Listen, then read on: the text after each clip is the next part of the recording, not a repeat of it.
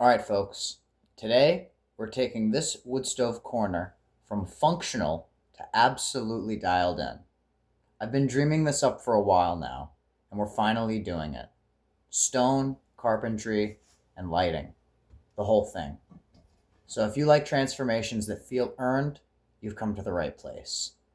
This wall started as a plain backdrop behind the stove, but I wanted something that actually matched the heart of the home.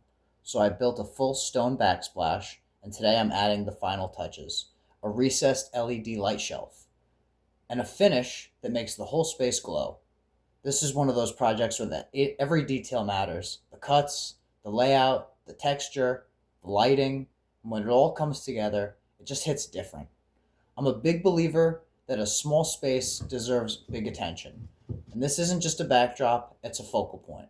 The stone brings the weight, the shelf brings the structure, and that little LED strip is going to make the whole thing look like it belongs in a museum. Let alone the plants. They're feng shui. And the best part is it's all DIY. So if you've got basic tools and a little patience, you can pull this off too.